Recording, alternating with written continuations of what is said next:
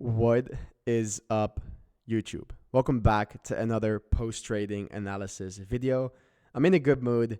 If you haven't seen my tweet yet, this guy that has been following me since day one, back when I was posting YouTube videos without even a proper mic, he DM'd me asking if I could give some feedback on some of the trades he had taken. And he literally took the exact same trade that I took today. And I looked at this chart and I was like, bro, this is literally my chart. Like it's the exact same thing as my chart. I have nothing to give you feedback on. So, it just makes me happy that there are people out there who take these post-trading analysis videos seriously, because in my opinion, this is the blueprint on how to trade smart money concepts effectively. And you're going to see me, for all the new followers as well, you're going to see me post every day about the trades I've taken, and 90% of the time it will be the same concept over and over again in a live trading environment. And it just works so well, and anyone can do it. It's not high science. My tutorials are out there. I have hundreds of hours worth of post-trading analysis videos about trades I've taken the past 3 months, all trades I have taken the past 3 months, or for even 4 months now. So everything is out there. It's just your guys' job to, because it's very easy to watch me do it, but it's harder when you're alone at the charts and find the same concepts. Okay, so going into the trades I've taken today, I had one trade. It was a Matic distribution short, and we're going to go over that in a minute. And then afterwards, I want to look at one more thing on Euro, which in my opinion is very important to discuss as well. So as always, let's build some context. First, around Matic, this chart has been destroyed, man. We are almost at bear market range lows. Like, this was a project that was like top 10, I think, and I don't know what happened, but it got demolished. So, we're in extreme discount, meaning this is the equilibrium of the range. That's the range low. So kind of this area right here is what I would call discount. And then you can divide discount into two more sections, where then the lower part is the extreme discount. Okay. So from a macro swing trading perspective, you don't want to sell in macro discount. You want to look for longs, macro swing longs in extreme discount, right? Zooming a bit more in, we had this major liquidity point right here. So whenever price comes down and it takes that major liquidity point, you can expect a short-term relief rally, right? Short-term relief rally right here. But as of now, it's not showing any signs of an accumulation on a macro time frame. So I don't think this chart is done yet, and that this is the low. Okay, I don't think this is the low yet. So zooming in on, let's go to 4 hour. As we can see, what we had right here is we had a range that was a distribution model 1 right here. Very nice. I actually swing shorted that, and I posted it in a live environment on my Twitter back in the day when I was kind of figuring out what kind of content I wanted to put out there on my Twitter. Kind of stopped giving live signals because I didn't have the time to update everything and post about it if my thoughts changed about certain setups. But this was a macro Wyckoff Model 1, and we had an entry right up there. However, I cashed out right here, which was my bad. But I just didn't want this pull up, and we did get the pull up, right? But yeah, we had a distribution right there, and from there we just broke down from the range. Just checking the breakdown from the range, we had lower highs and lower lows right here, and this right here is just a good-looking supply zone, right? Why is this a good-looking supply zone? Well, it's basically, as this is our 4 hour high. Right here, we have this pull up before having the aggressive expansion towards the downside, clearly showing that in this area, sellers stepped in and pushed price lower. And whenever price comes back towards that area, we can expect sellers to protect their positions and push price lower again.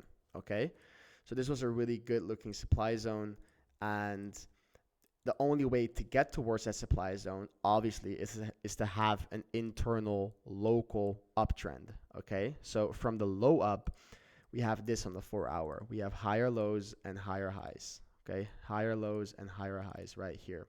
Let's make that black.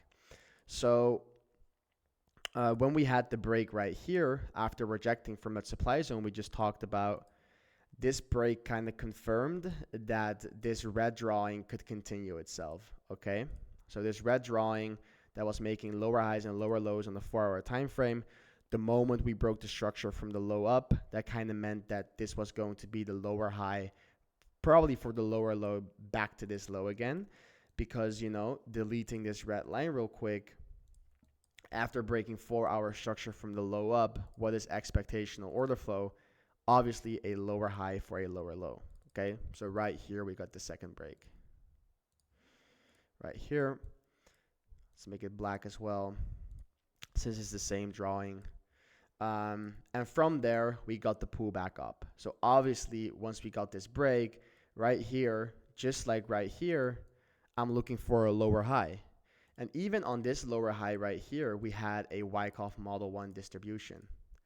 I didn't trade this one. I don't know why I didn't think I got an entry, but it's the exact same thing that happened right here, and this is where we did get the entry, right? So we had the Model 1 right here. That was the lower high for the lower low.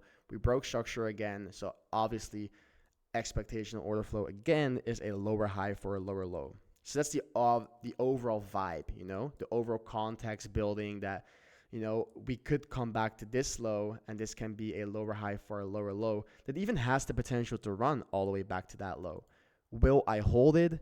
Probably not, because I don't like to do that. I like to scalp, all the moves in between. Sometimes I leave a runner open, but, not this time, okay? So, looking at the charts, obviously I'm looking for a place of where the lower high could potentially take place. I'm looking for resistance POIs, right? On a lower time frame, I had 2 POIs marked out right here. I had this little supply zone right here.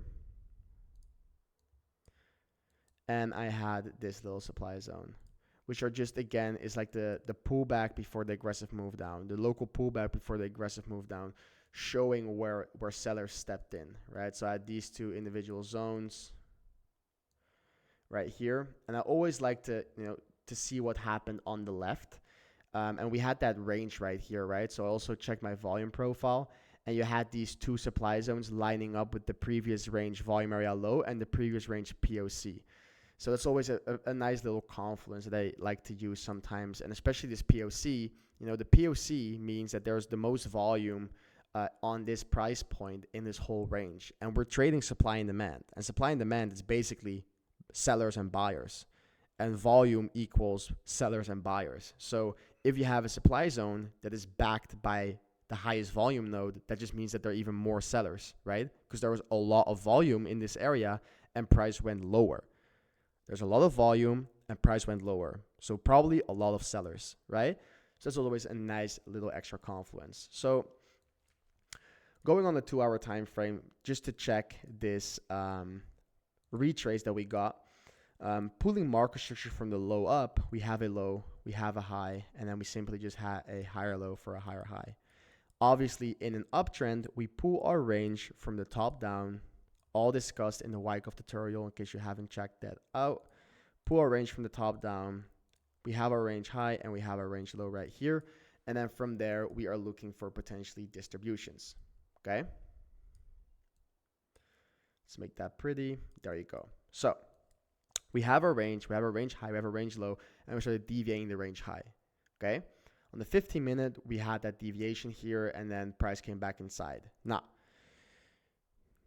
this is just 1 second tap, okay? And you might wonder, hey, why isn't this already a Model 1? Because you do have 2 deviations. Well, right now I'm on the 15-minute, right? I'm on the 15-minute, but this range is also valid on the 2-hour, because you have on the 2-hour that valid, on the 2-hour, you have that valid 2-candle pullback and a 2-candle expansion. So it is a valid 2-hour range. And you always want to check the highest time frame that your range is valid. Because if I go on the 2-hour, this just looks like 1 deviation. Okay? So on a lower time frame, it's 2 deviations, potentially being a Wyckoff Model 1, but on the 2-hour, also valid, it's just 1.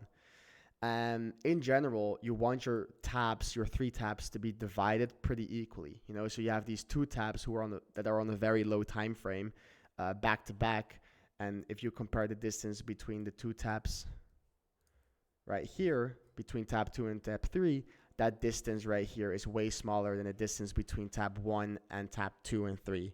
So that already kind of shows you that it's most likely just one deviation, okay? This whole move is just one deviation, okay? So this was the second tap, and then obviously we got the third tap right here, rejecting from that supply zone we were just talking about. So on the 2 hour, we're checking this and we're like, yeah, this looks nice now. You know, on the 2 hour, you have the pullback right here, and they got deviation 1, pullback, deviation 2. You know, the timing is nice, the distance is nice, and the deviations look pretty nice. So when do we confirm a Wyckoff distribution trade? Let's extend this so you can see that we deviated that new range high. I'm extending it to that second tab high right here. Got the deviation. When do we confirm the distribution short? If you break market structure from the lowest point between tab 2 and tab 3 up towards tab 3 high. Okay, so this is tab 2. This is potentially tab 3. This is your lowest point between the two. Okay, between the two, this is your lowest point. So whenever we break the market structure from the low up towards that third tab high, that's when the distribution is confirmed. So on the 15-minute, we have a high, we have a low, we have a higher high, higher low, higher high. So right here, this is our 15-minute market structure low, and then that's where we got the break, okay? That's where we got the break. Let's delete all of these to keep it clean. On this break right here, let's zoom in on the lower time frame.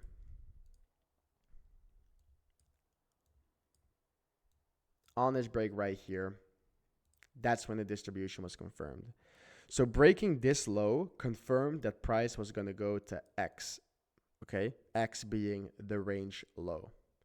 So obviously I was looking for a potential short. However, I wasn't behind my PC, and I wasn't aware of this break at the exact time of the break, okay?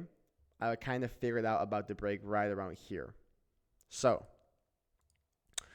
what I was checking is that, okay, we got the break of structure. Do we have like a supply zone where we could retrace in? And obviously this whole area is now range supply. Okay, let's keep this towards this high. Obviously this whole expansion up before breaking structure, that's range supply now. Okay, and after the break, we immediately got a mitigation off of it. And then we started kind of grinding our way down, okay? We kind of were grinding our way down. And whenever we have a tiny supply mitigation right after breaking structure, and we get this slow move down, right here we get this slow move down, leaving liquidity above, I oftentimes pull this supply zone up towards the part where it's not mitigated and still use this as unmitigated supply, okay? Because it's a massive supply zone and it gets mitigated ever so slightly.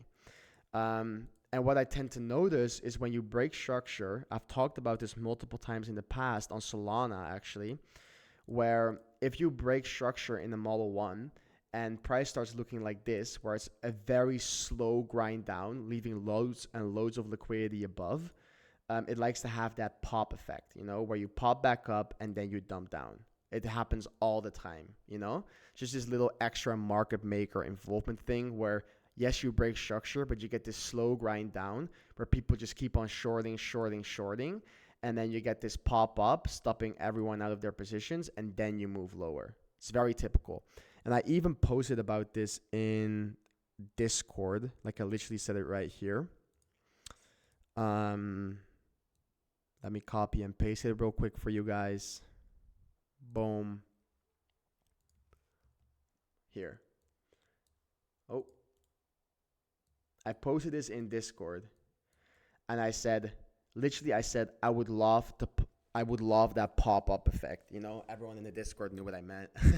So I would love that pop-up effect where I showed the liquidity trail here and then, you know, the retracement into that unmitigated supply zone. You can see I put it above the little mitigation right there for the rejection. Okay. And for the people that were wondering, no, it's not a public Discord. It's just a private Discord with 3 close friends who are also good traders. So yeah. Now, obviously, we got the pop-up effect, as you can see, right? We got the pop-up effect, and that's also exactly where I entered. Right here, we got that pop-up effect, and I saw the retracement, and I entered right here. Literally, exactly here is my entry.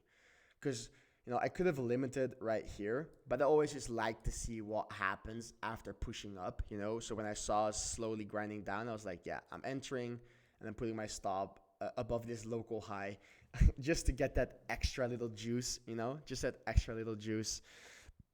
Comparing if I put my stop right above that high, because I wasn't expecting price to, only take out this high and then not take out that high, right? So I put my position right there, and then I targeted the range low, 3+%. I had a bit more than a 1% risk, so I netted over 3.5% right here. And in the drawing, I would have preferred if price could, pop back up and then have a structure break back to bearish in the pop-up expansion leg. But we didn't get that, because in the expansion leg, let's delete the position because you guys know what the position is. In the expansion leg, let me just extend this to make it prettier. Okay, there you go.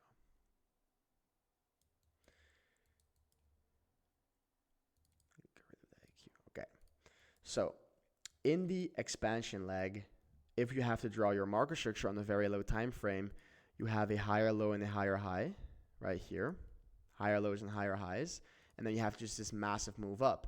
And it is this massive move up because we only had liquidity here. So this massive move up is caused by all these stop losses getting hit, right? That's why it's a very aggressive expansion. But I was not going to wait for this low to break, which would have been my market structure low, right? Because the RR, the risk to reward, would be messed up. So I saw the retracement. It was a 3.5 risk to reward, when you enter around here and you put your stop there. And the Wyckoff is already confirmed on this break, and I've seen this so many times. This is where experience also plays a part, where you just have that pop up and then you dump down. So entered right there on the pop up and seeing the slight retrace from it. And what happened from there is that obviously we wanted to break this new 15-minute low, right? That's the new low to break. But what we did is we farthered around a little bit. Locally speaking, right here, we're in the downtrend, right? You have a lower high and a lower low. So if you pull a range right here from the low up, boom. What can you see right here? It's again, even more Wyckoff. So instead of breaking the low, we had our low, we had our deviation 1, let's extend it, and we had our deviation 2. So this was a Wyckoff model 1, and what is the target? This range high right here. But we also have a range high, and this model 1 accumulation turned into model 1 distribution. So this is a prime example, and these are all, advanced details that I will go over in part 2 of the Wyckoff tutorial, where 1, you can have distributions inside of a distribution, meaning, this is a distribution inside of the bigger distribution that we're currently in, that we're trading. But you can also have accumulations going over in distributions, right? Because I always say that the target of an accumulation is the opposite extreme point of the range, which is the range high. But from there, it can start deviating the range high and turn into a distribution, targeting the range low again. So we had this short right here, right? We had the short right here, and the invalidation is right here, okay? So it can fart around in here, but we wouldn't care because we have a clear invalidation and we have a clear take profit. So what you could have done, I wasn't behind the PC when this happened, but the moment you broke this structure leg right here, that kind of confirmed this distribution, You didn't have structure in the last expansion between tab 2 and tab 3, so that's when you can only wait for the actual low. But the moment you broke this low, right? The moment you broke that low, you confirmed this distribution. If you had market structure between this leg up and you broke that also already confirms it, but we didn't. So that's why we have to wait for that low now, okay? So breaking this low confirms this distribution. In that situation, you can move and trill your stop loss to this new high because price should not come higher than that. You already mitigated the supply zone. You confirmed this local distribution, so price will probably come towards this low. So that's when you can trill your stop loss from the high right there to the new high. And you'll probably be risking way less. Probably you will be risking half, okay? So if you had $100 risk right here, if you throw your stop loss, now you're only risking 50. But because you have a local distribution, what you can do is you can add to the position right here, where if you keep your stop here, it will again be $100 risk, okay? So this was the initial stop loss. Because you get the reconfirmation right here, you trill your stop loss right to the new high. But now your position is only risking $50. But we're very confident in the trade, so we want to keep $100 risk. So we add the size needed for this high to be a $100 risk trade again. And that's just a part of trade execution and management where you can get those extra juicy gains. And that's what I would have done if I was, behind my PC, which I wasn't. So we had the trade right here. We had a local range that formed that was an accumulation into distribution, just showing you that this happens on literally every single time frame. And then we got the move down to follow, right?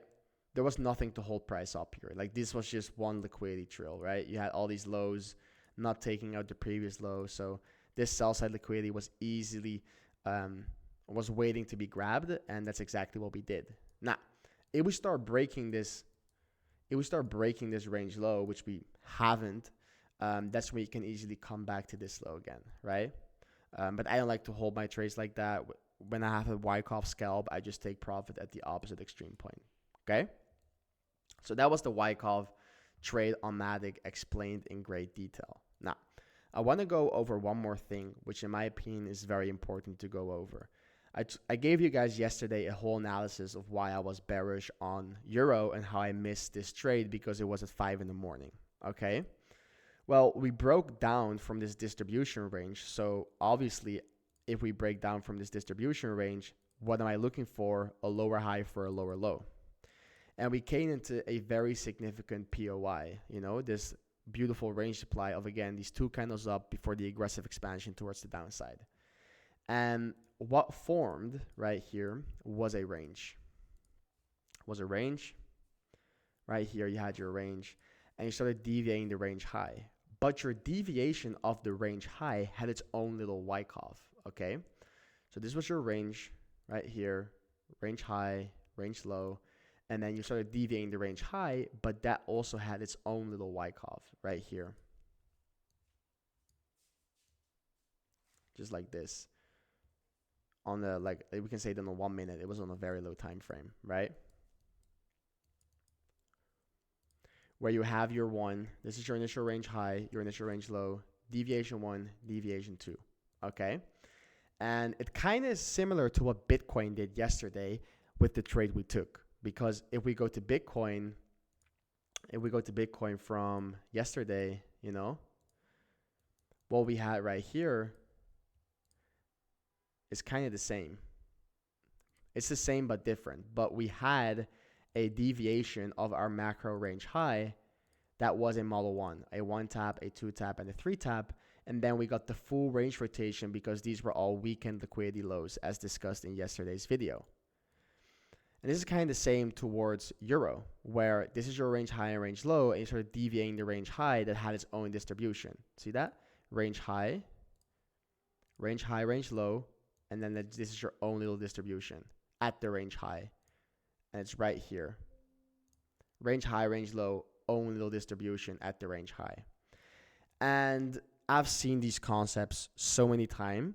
So I was looking for a short because this is not just a random Wyckoff on the 1 minute. No, we're in this massive POI where we could expect a swing move from it, that macro lower high for a lower low all the way back down to this low. So trading Wyckoffs in those swing POIs using market structure is always way better than randomly in the middle of the chart. The Wyckoffs, they work in the middle of the chart, but the best Wyckoffs are always the Wyckoffs in those important swing POIs. Now, what we had right here is something I've seen so many times because it's a range where all the price action of the range is in the upper section, you know. There's no volume in this move here. There's no demand and no volume backing up any potential demand. So whenever I see a Wyckoff in the upper section of a bigger range and there's nothing to hold price up, I'm not targeting this low. I'm at least targeting the range low. And then in this situation, I would target way lower, like all the way down to here. And look at the move that followed from it, right? Just like how we traded Bitcoin. I didn't take profit at this low. I took some profits, but I kept 50% running all the way to this low. It's the exact same thing. Distribution at a macro range high. Distribution at a macro range high, even though we're on the 1 minute now, but it's in a swing POI, right? It's the exact same thing. And things were looking really juicy. Now, I was watching this and it seemed so familiar. Like I was so confident that price was going to go down. I was so confident. We had the Model 1 right here. We had the Model 1. You know, we got the move away from it. We got the break right here. Break of structure. And it was looking so good, but I couldn't take it. And the reason why I couldn't take it is because this is not valid 1 minute structure. You don't have two candles going down. You have two candles going up, but you don't have two candles going down before two candles going up again. There's no valid retrace here. And sometimes in those situations when I'm trading the 1 minute, I will drop down to the 30-second chart. But even on the 30-second, you had no valid structure. There are no two candles going down in this area, consecutive bearish closing candles. So it wasn't valid market structure. Obviously, if I would have taken the trade right here, I would enter on the break and then skill in more here. So kind of an average entry of right around there. Put your stop above that high. Target the range low for a TP1, which is a 4.5 RR. And then target the macro range low, right? Which is literally an 18 RR trade, guys. That's fucking insane. That's so insane. I aim for 10% a week. 10% a week. This is 18% in a single trade in fucking in 2 hours and 20 minutes. That's absolutely nuts. But these are the most juicy ones because it's trading a local Wyckoff using swing important POIs, right? But I couldn't take the trade because it wasn't valid 1 minute structure and it wasn't valid 30-second structure. But I was so confident it was going to go down. And I was like, you know, what should I do in those situations? Should I just, you know, give it like with a 0.2/0.3% risk and still take it? But then if the trade would not work, you know, let's say the trade would not work and it would just come back up one more time where this is just a higher time frame third tap and then we broke structure, I'll be like, why would I take that trade? I knew it wasn't 1 minute structure and I knew it wasn't 30-second structure. So why did I take it? It's a rule that I have. Very important. It's a rule that I have. And then I passed by this tweet from Trader Mike, which is an absolute insane trader, but I mostly love his psychology. And he made this tweet, and I'm going to quote it for you guys right now. He said, trading maturity is seeing something, thinking it looks fantastic, but realizing it does not match all your rules, so it's still not a good trade. Few will understand. Discipline compounds, but so does degeneracy. And I'm like, this is just a sign from the universe that I ran into this tweet exactly today when we had this setup where I knew it was going to go down. It looked fantastic, but it just did not met one requirement that is very important, which is valid structure. And I read it and I was like, you know what? I am not mad that I missed this trade because in many situations, you do get valid structure here and you have a banger of a trade. But right here, you just didn't. And that's why I didn't take it. And that just shows discipline, right? It just shows discipline. And discipline is the most important part and the most important skill a trader needs to have. We all have emotions. It's not our job to turn off our emotions as a trader. It's our job to realize the emotions and feelings that we're feeling in the moment and still take the right decisions according to our rules, despite how we feel in the moment. we cannot be robots. Like, we're humans, we're not robots. We cannot just turn off our emotions, but we need to realize the emotions that we're feeling and then still make the accordingly good, right decision, applying your rules. And that's exactly what I did. So not mad at the missed this trade at all. But it was just so funny running into that tweet when I was exactly having this situation today. But if this was valid 1 minute structure, guys, these are just the beauty trades. Like, you can take this trade and not trade again for 2 weeks, because if you aim for 10% a week, which is a very nice target, and you make 18%, you're fucking done, guys. You're done. Like, I want you guys to pull out a calculator right now, okay? And let's say you have a $10,000, or let's say you have $1,000 into your trading account, and you risk 1% per trade, okay? And you make 10% a week. So you have $1,000 into your account, you make 10% a week, and let's say you have 40 trading weeks in the year, okay? You have 40 trading weeks in the year. I want you to fill in into your calculator 1,000 times 1.1 to the power of 42, and see how much that account would be in your first year of trading if you made 10% every single week consistently.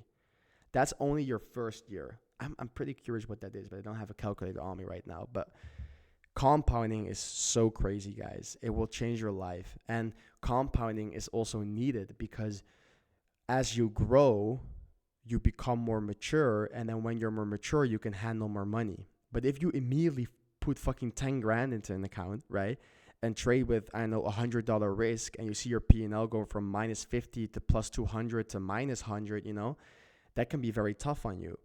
And especially if you have even more money and you trade with $1,000 risk and you see the P&Ls go crazy from negative to positive, it fucks with your mind. That's why if you start with a normal sized account and you trade properly and you scale it, while you scale it, you're also preparing your mind to be able to handle more money. Okay? So just a little rant session about how important psychology is in trading at the end of the video. But again, to wrap it up, we had a model 1. We broke structure right here, confirming the distribution. We took the short on the retrace, you know, improving our risk to reward. Had a clear invalidation, which was the high. Had a take profit, I watched the low. Stuck to the plan, executed perfectly, and the take profit was hit. So that's it for me tonight, guys. I love all of you. I love the support. You're all guys going to make it. If you're made it to this far in the video, you are going to make it. Just keep on putting in the work, man, and keep on grinding. And if you never stop, you're going to make it. So that's it for me tonight, guys. Love all of you. Peace.